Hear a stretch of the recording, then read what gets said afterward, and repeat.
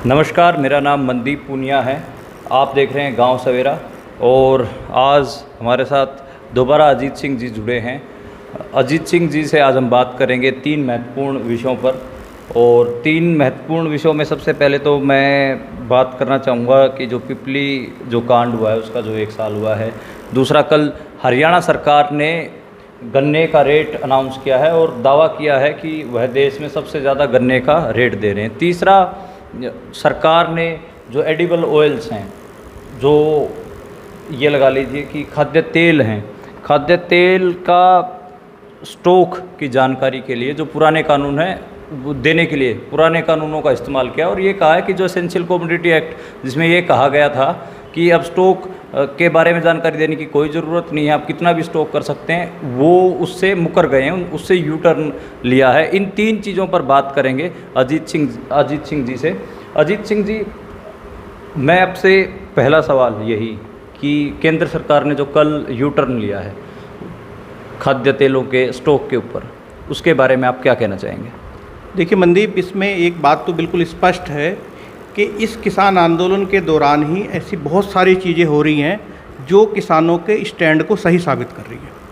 इसमें किसानों की आशंका क्या थी कि आप पुराना जो आवश्यक वस्तु अधिनियम है उसको हटा के कह रहे हैं कि नया कृषि कानून ला रहे हैं, जिसको बहुत ऐतिहासिक बताया जा रहा था, जिसमें स्टॉक लिमिट वगैरह की पाबंदी हटाने की बात कही गई थी।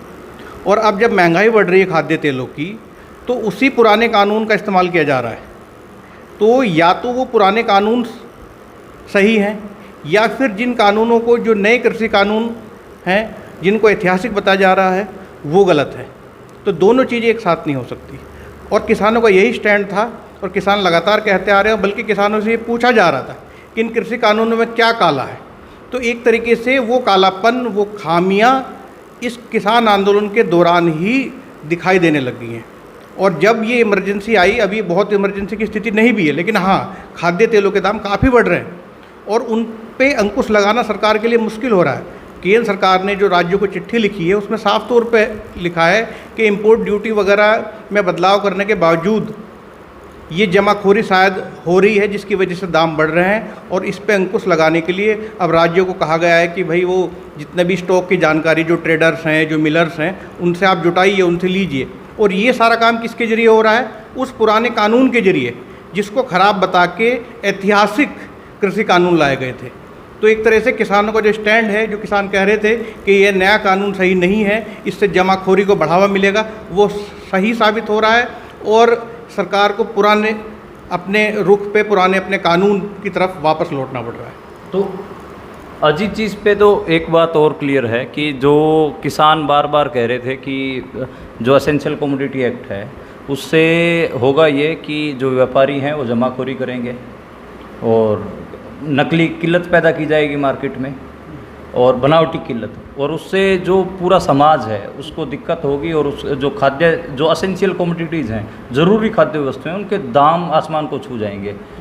तो ये तो एक हिसाब से ये वही होता हमें दिखा भी, क्योंकि एडिबल ऑयल्स की, आप खाद्य तेलों की बात करें, सरसों का तेल आप देखिए 220, 230, 240 रुपये प्रिंट रेट पे बिक रहा है। तो कहीं ना कहीं ये तो जो आशंका थी किसानों की, वो तो सच हुई है। बिल्कुल, और न सिर्फ सच हुई है, एक बात और इस किसान आंदोलन के साथ ही कही जा रही है। और जब ये आंदोलन शुरू हुआ तब इस बात को काफ़ी जोर दे के कहा गया कि ये सिर्फ किसान का मुद्दा नहीं है, इससे आम उपभोक्ता प्रभावित होगा। क्योंकि जिस तरह की पूरी जमाखोरी की छूट नए कृषि कानून के जरिए दी जा रही है और जैसी आशंकाएं जताई जा रही थी जी, ठीक वही हो रहा है। और ये कहा जा रहा था कि ये सिर्फ किसान नहीं, उपभोक्ताओं पे असर डालेगा। तो उपभोक्ताओं के ऊपर वो असर डल रहा है, वो दिखाई दे रहा है। बिल्कुल, ये बात सही है कि इसकी लड़ाई जो है, इन कृषि कानूनों के खिलाफ जो लड़ाई है, वो किसान लड़ रहे हैं, लेकिन इसका असर, इसका जो एक खामियाजा है या जो इसकी जो ये पिंच करेगा, वो सारे उपभोक्ता और देश की जो खाद्य सुरक्षा का सवाल है। असल बात इसमें यह है कि जो ये तीनों कानून आए हैं और इसके जो प्रावधान है, उस पर लेके देश में उस तरह की डिबेट नहीं हुई है कि अगर हम आवश्यक वस्तु अधिनियम के इस तरह के प्रावधान हटा देंगे, हम जमाखोरी की छूट देंगे और केवल स्टॉक लिमिट जैसे जो प्रोविज़न है वो तब लागू होंगे जब बहुत ही इमरजेंसी पैदा हो जाएगी या जो कीमतें हैं वो दोगुनी तक बढ़ जाएंगी, तो इसके क्या इम्पैक्ट पड़ेगा देश की खाद्य सुरक्षा के ऊपर, कंज्यूमर के ऊपर, जमाखोरी के ऊपर, इन पे बहुत ज़्यादा डिबेट डिस्कशन जो अब हो रहे हैं, ये डिबेट डिस्कशन उस समय होने चाहिए थे। और ये बहुत अनफॉर्चुनेट है कि ना पार्लियामेंट के अंदर, पार्लियामेंट में ध्वनिमत से पास हुआ। पहले ये जब लॉकडाउन था, सब कुछ बंद था, आदमी सड़क पे नहीं आ सकता था, घर से नहीं निकल सकता था कोई, एक महामारी से सब लोग जूझ रहे थे, उस टाइम पे ये अध्यादेश के जरिए आए। तो जो डिबेट तब होनी थी, जो खामियां तब नज़र आनी थी, वो अब नज़र आ रही हैं, क्योंकि जो इसके दुष्परिणाम हैं उनसे आप बच नहीं सकते। तो आज वो खाद्य तेलों के जरिए सामने आ गया है आज और न सिर्फ खाद्य तेल बल्कि दालों में ये करना पड़ा सरकार को। इसी पुराने कानून को, जो आवश्यक वस्तु अधिनियम है 1955 का, उसके प्रोविज़न का इस्तेमाल करते हुए दालों के ऊपर भी स्टॉक लिमिट वगैरह लगाई गई है। तो यानी कि सरकार इस्तेमाल कर रही है पुराने कानूनों का और ऐतिहासिक बता रही है नए कृषि कानूनों को। तो ये ही जो विरोधाभास है, यही जो बात है, इसी खिलाफ तो ये आंदोलन है पूरा। जी, एक बात और हमें देखने को मिली। पिछले दिनों पंजाब में गन्ने के रेट को लेकर आंदोलन हुआ। पंजाब सरकार ने 360 रुपये गन्ने का रेट बढ़ाकर कर दिया, और जो आखिरी चुटकी है, वो आखिरी चुटकी कल हरियाणा सरकार ने ली। उन्होंने 362 रुपये, यानी कि पंजाब से 2 रुपये ज़्यादा गन्ने का रेट तय कर दिया। और उसमें फिर हमने देखा कि बीजेपी, हरियाणा बीजेपी के तमाम जो मंत्री हैं, नेता हैं, उन्होंने फ़ोटोएं शेयर की कि ये तो ऐतिहासिक है और ये तो देश में सबसे ज़्यादा गन्ने का रेट हरियाणा में मिल रहा है। इसमें क्या, कितनी सच्चाई है? देखिए, एक तो ये बहुत अच्छी बात है कि राज्यों के बीच इस तरह का कंपटीशन हो। जी। पहले गन्ने का रेट हरियाणा में कब घोषित हो रहा है, यूपी में कब घोषित हो रहा है, कितना घोषित हो रहा है, किसी को खबर नहीं होती थी, सिवाय जो किसान हैं या बहुत ही किसान के मामले में दिलचस्पी लेते हैं उनके। आज ये राष्ट्रीय मुद्दा है कि हरियाणा ने कितना अनाउंस किया या पंजाब ने कितना अनाउंस किया। जी। पंजाब में कई साल से गन्ने के रेट नहीं बढ़े थे, जो गलत नीति थी ये। अब इस साल उन्होंने 50 रुपये बढ़ाए हैं, उल्लेखनीय वृद्धि है। इसके कंपटीशन में आते हुए अगर 12 रुपये बढ़ोतरी की है, तो हालांकि बहुत कम बढ़ोतरी है 12 रुपये भी, अगर हम परसेंटेज के टर्म्स में देखें तो केवल 3-3.5% की बढ़ोतरी है। महंगाई बढ़ रही है 6-8% कम से कम, तो उस हिसाब से तो कम बढ़ोतरी है। लेकिन फिर भी अच्छी बात यह है कि हरियाणा सरकार कंपटीशन में आ रही है पंजाब के, और ये सारा किसी बाकी राज्यों को हरियाणा के कंपटीशन में आना चाहिए। अब यूपी में अनाउंस होना है, यूपी में योगी जी को दिखाना चाहिए कि वो खट्टर से कम नहीं है, उनको 262 की जगह 362 की जगह 375, 400 रुपये तक देना चाहिए। तो ये कंपटीशन हो, और ये कंपटीशन हो रहा है, ये भी कहीं ना कहीं किसान आंदोलन की एक देन है। इसके जो बहुत सारे, ये आंदोलन का जो बहुत सारे इम्पैक्ट हैं, उनमें से एक ये भी है। जहाँ तक इस दावे का सवाल है कि ये सबसे ज़्यादा रेट है देश में, तो उसमें कुछ चीज़ों को हमें देखना होगा।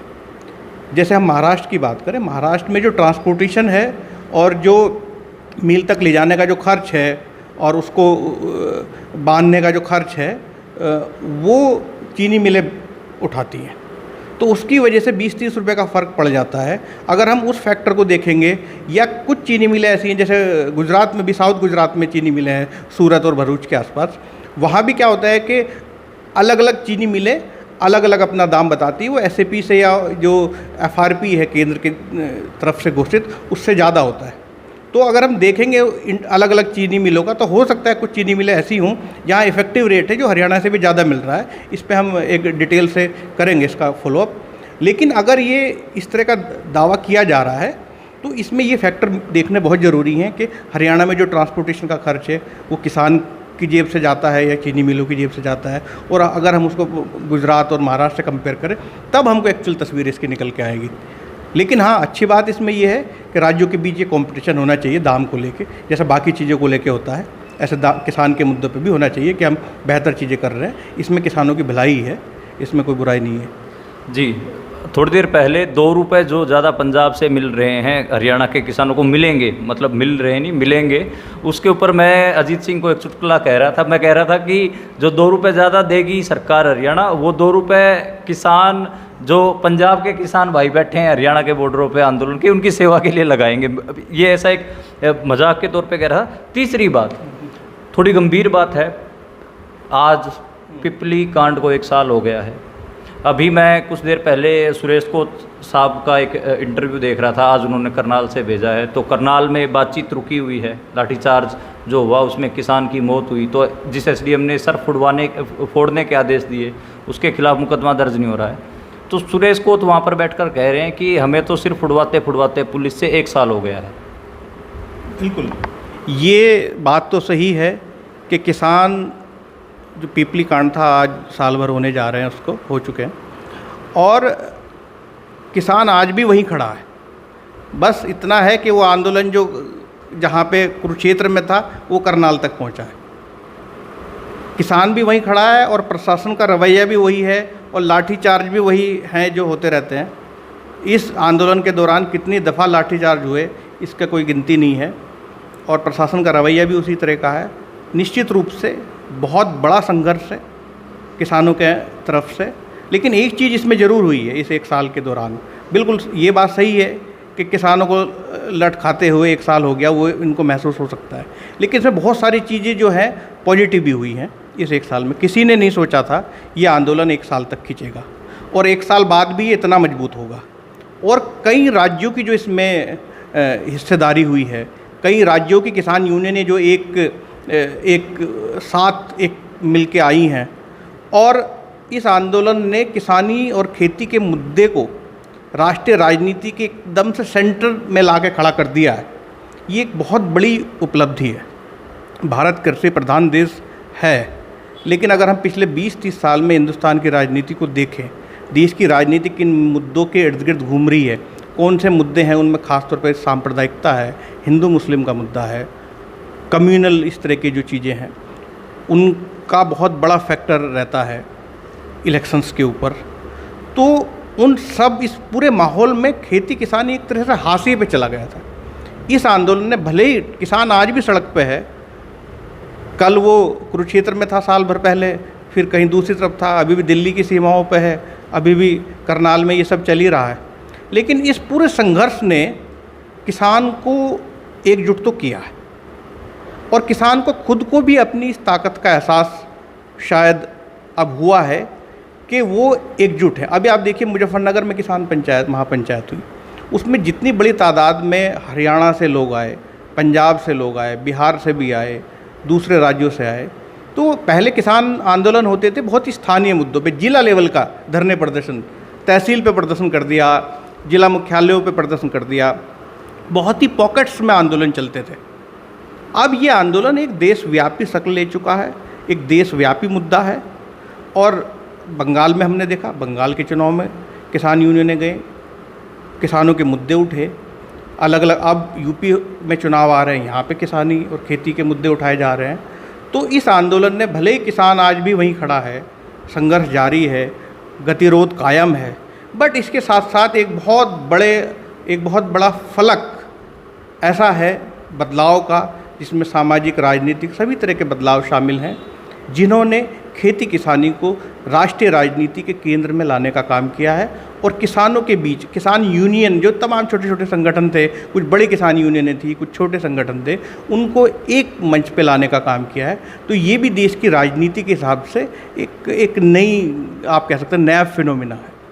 जी, हमारे दर्शक जो देख रहे हैं हमें, अगर वो कोई सवाल पूछना चाहते हैं तो कमेंट बॉक्स में आप लिख सकते हैं। एक आखिरी सवाल मैं आपसे लेना चाहूँगा अजीत जी, देश की राजनीति की आप बात कर रहे थे, तो 90 से पहले एक राजनीतिक पहचान रही किसानों की। अभी हरियाणा में, पंजाब में, यूपी में भी जो यूपी सरकार के मंत्री हैं उनको ट्वीट करना पड़ रहा है कि वो सबसे बड़े हितैषी किसानों के हैं।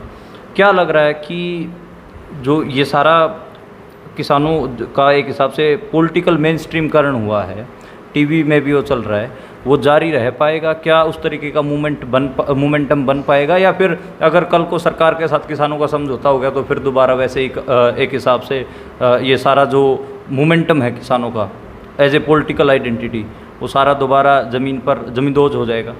देखिए, एक बात तो हम ये मान के चलें कि कोई भी आंदोलन जो है वो अनंत काल तक तो चलेगा नहीं। कभी ना कभी इस गतिरोध का कुछ ना कुछ नतीजा निकलेगा और ये आंदोलन सेटल होगा अपनी तरीके से, जब भी होगा।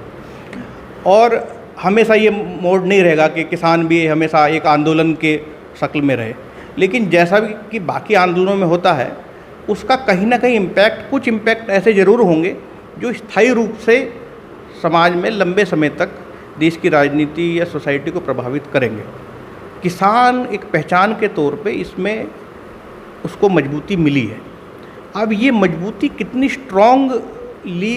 स्ट्रांगली ये आगे रहेगी, इसके लिए 2-3 बड़े फैक्टर्स हैं जिनके ऊपर ये निर्भर करेगा। एक तो बड़ा है कि 2024 में जिस तरह का इलेक्शन के नतीजे होते हैं या उससे पहले जो विधानसभाओं के नतीजे हैं, जैसे हमने बंगाल में देखा कि बंगाल का जो नतीजा हुआ उसने किसान आंदोलन के प्रति लोगों के, ना सिर्फ उन इलाकों में जहाँ ये आंदोलन बहुत मजबूत है, बल्कि उन इलाकों में जो शहरी इलाके हैं या बहुत मेट्रो शहर है, ऐसे दूर के इलाके जहाँ पे किसान आंदोलन उतना नहीं दिख रहा है, उनका भी एक नज़रिया इस आंदोलन को लेकर बदला है। तो वही चीज़ जब ये किसानों की एकजुटता या किसानों का ये आंदोलन अगर पॉलिटिकली एक कुछ इम्पैक्ट डालता है और देश में जो एक तरह से नफ़रत की राजनीति या सांप्रदायिक राजनीति जो हावी हुई है देश की पूरे राजनीतिक माहौल पे, उसमें कुछ बदलाव लाने में, या जैसा कि इस किसान महापंचायत में राकेश टिकैत और बाकी किसान नेताओं ने एक संदेश देने की कोशिश की, भाईचारे का संदेश देने की कोशिश की, अगर उसमें ये कामयाब होता है तो निश्चित रूप से ये जो इसका असर है वो लंबे आगे तक जाएगा। ये निर्भर करेगा कि आगे ये किस तरह से इसको बढ़ता है और उसको लोग किस तरीके से लेके जाते हैं। जी, शुक्रिया अजीत जी। अभी कुछ सवाल आए हैं, लेकिन वो सवाल ऐसे हैं, जैसे गुरदास सिंह पूछ रहे हैं कि दिल्ली कब जाम करनी है, अगर सरकार मान नहीं रही तो दिल्ली जाम करें। तो ये सवाल वैसे पत्रकारों के जवाब देने के तो नहीं हैं, संयुक्त किसान मोर्चा से आप पूछ सकते हैं या फिर अपने किसान नेताओं से पूछ सकते हैं कि आगे की रणनीति क्या रहेगी। लेकिन हाँ, मैं आपको एक अपडेट देता हूँ कि कल संयुक्त किसान मोर्चा की मीटिंग रहेगी करनाल में, और इसी इशू को लेकर रहेगी कि आगे की रणनीति जो किसान हैं वो क्या बनाएं, क्योंकि हरियाणा में भी जो सरकार है वो एसडीएम आयुष सिन्हा के ऊपर केस दर्ज नहीं कर रही है और साथ में केंद्र सरकार से भी बातचीत नहीं हो पा रही है। तो कल मीटिंग है, देखते हैं कि संयुक्त किसान मोर्चा क्या फैसला लेता है। शुक्रिया हमारे से जुड़ने के लिए। अगर आपको ये वीडियो पसंद आया है तो आप हमारे पेज को लाइक करें और इस वीडियो को आगे फैलाने में हमारी मदद करें। शुक्रिया।